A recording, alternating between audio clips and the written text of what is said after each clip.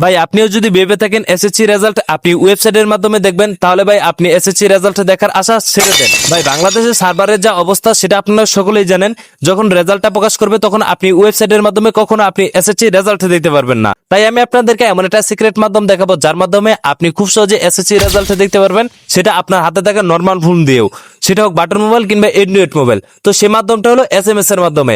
আপনি এসএমএস এর মাধ্যমে জাস্ট 1 টাকা ব্যবহার করে আপনি আপনার রেজাল্ট দেখতে পারবেন কোনো প্রকার সার্ভারের ঝামেলা ছাড়াই। তাছাড়াও আমি আপনাদেরকে ভিডিও শেষে দেখিয়ে দিব কিভাবে আপনি ওয়েবসাইটের মাধ্যমে একদম সবার আগে কিভাবে রেজাল্ট দেখবেন, সেই সিক্রেট মাধ্যমটাও শেয়ার করব। তো চলেন আমি আপনাদেরকে আগে দেখাই কিভাবে আপনি এসএমএস এর মাধ্যমে খুব দ্রুত রেজাল্ট দেখবেন।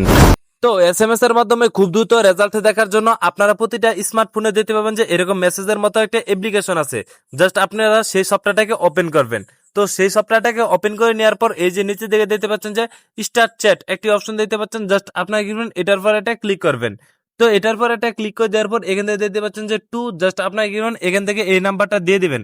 জাস্ট আপনারা এখান থেকে এই নাম্বারটা দেওয়া হয়ে গেলে অবশ্যই আপনার যে সিমে 1 থেকে 2 টাকা আছে সেই সিমটা আপনি এখান থেকে সিলেক্ট করে দিবেন।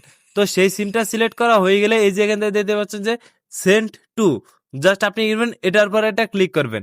তো এটার পর এটা ক্লিক করে দেওয়ার পর ঠিক এরকম একটি ইন্টারফেস আসবে। তো নিচের দিকে দেখতে পাচ্ছেন যে একটি বক্স, জাস্ট আপনি কি করবেন, এটার পর এটা ক্লিক করবেন। তো এটার পর এটা ক্লিক করে দেওয়ার পর যেহেতু আমরা এসএসসি রেজাল্ট দেখবো তার জন্য আমরা এখান থেকে এসএসসি দিয়ে দিবেন।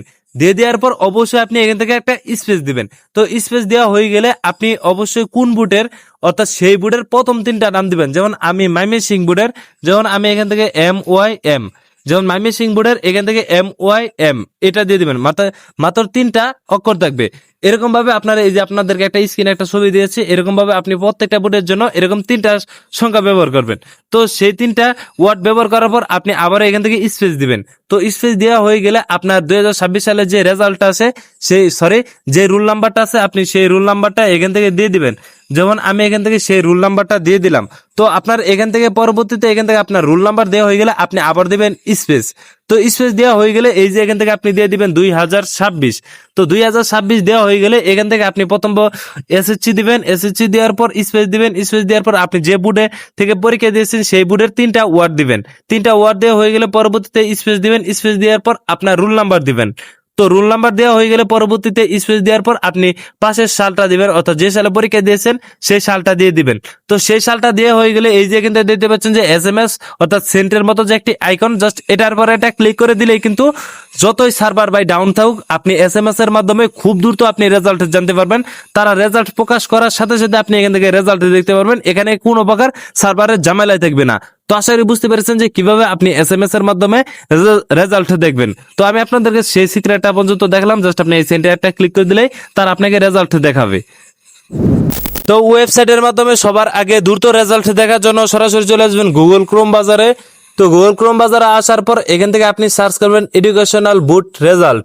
জাস্ট এটা লিখে সার্চ করে দেওয়ার পর প্রথম যে ওয়েবসাইটটা দেখতে পাচ্ছেন, জাস্ট আপনার এই ওয়েবসাইটের উপর এটা ক্লিক করবেন। তো এই ওয়েবসাইটের উপর একটা ক্লিক করে দেওয়ার পর ঠিক এরকম একটি ইন্টারফেস আসবে। তো আমি আপনাদেরকে আবারও একটা কথা বলি, আপনি যখন রেজাল্টটা প্রকাশ করবে তখন কিন্তু আপনি সরাসরি এখানে আসতে পারবেন না, কারণ এখানে তখন প্রচুর সার্ভারের ডাউন থাকবে। হয়তো আপনি 1 থেকে 2 ঘন্টা পর আবারও এখান থেকে আসতে পারবেন। তো তখন আপনি কিভাবে রেজাল্ট দেখবেন? তো এই যে প্রথমে আপনারা এই ফর্মটাকে পূরণ করবেন। তো এই ফর্মটা কিভাবে পূরণ করবেন চলেন সেটা দেখাই। তো এই জায়গাতে দেখতে পাচ্ছেন যে নেম অফ বুট, জাস্ট আপনি কিনবেন এটার পর এটা ক্লিক করবেন। তো এটার পর এটা ক্লিক করে দেওয়ার পর আপনি যে বুটের সেই বুটটা আপনি এখান থেকে সিলেক্ট করে দিবেন। যেমন আমি ময়মনসিংহ বুট, তার জন্য আমি এখান থেকে ময়মনসিংহ সিলেক্ট করে দিলাম। তো সিলেক্ট করে দেওয়া হয়ে গেলে এই যে এখান থেকে দেখতে পাচ্ছেন যে নেম অফ এক্সাম, জাস্ট আপনি এটার পর এটা ক্লিক করে এখান থেকে আপনি যে রেজাল্টটা দেখবেন যেমন এসএসসি দাখিল, এটার উপর এটা ক্লিক করবেন। তো এটার পর এটা ক্লিক করে দেওয়ার পর এই যে এখান থেকে দেখতে পাচ্ছেন যে ইয়ার অফ এক্সাম, জাস্ট এটার পর এটা ক্লিক করে দেওয়ার পর যেহেতু আমরা 2026 সালের রেজাল্ট দেখবো তার জন্য এখান থেকে 2026 সাল সিলেক্ট করে দেবো। তো সিলেক্ট করা হয়ে গেলে যে টাইপ অফ রেজাল্ট, জাস্ট আপনি এটার পর এটা ক্লিক করে দেওয়ার পর এই যে এখান থেকে দেখতে পাচ্ছেন এটা সিলেক্ট করে দিবেন। তো দ্বিতীয়টা সিলেক্ট করে দেওয়ার হয়ে গেলে এখান থেকে আপনি অবশ্যই আপনার এসএসসি রুল নাম্বার এবং রেজিস্ট্রেশন নাম্বার দিবেন। যেমন এখান থেকে আমার রুল নাম্বারটা আমি এখান থেকে দিয়ে দিলাম। তো রুল নাম্বারটা দেওয়া হয়ে গেলে এখান থেকে আপনি অবশ্যই রেজিস্ট্রেশন নাম্বার যে আছে আপনার সেই রেজিস্ট্রেশন নাম্বারটা আপনি এখান থেকে দিয়ে দিবেন। তো রেজিস্ট্রেশন নাম্বার দেওয়া হয়ে গেলে এই যে এখান থেকে দেখতে পাচ্ছেন যে তারা একটা কোড দিয়েছে, জাস্ট আপনি এখান থেকে সেই কোডটা এখান থেকে দিয়ে দিবেন। যেমন আমরা এখান থেকে তার একটা কোড দিয়েছে, যেমন 8413। জাস্ট আপনি এখান থেকে সেই কোডটা দেওয়া হয়ে গেলে এই যে এখান থেকে দেখতে পাচ্ছেন যে ভিউ রেজাল্ট, জাস্ট আপনি এটার উপর এটা ক্লিক করে দেওয়ার সাথে সাথে আপনি একদম মার্ক শিট সহ আপনি এখান থেকে রেজাল্ট দেখতে পারবেন খুব সহজেই। তো আশা করি বুঝতে পেরেছেন যে কিভাবে এসএসসি রেজাল্ট 2026 সালের রেজাল্ট কিভাবে দেখতে হয়। তো এরপরে যদি বুঝতে কোনো অসুবিধা হয় তাহলে ভিডিওর কমেন্ট বক্স আছে, আপনি চাইলে আপনার মতামত জানাতে পারেন। তো সবাই ভালো থাকেন, সুস্থ থাকেন, আসসালামু আলাইকুম।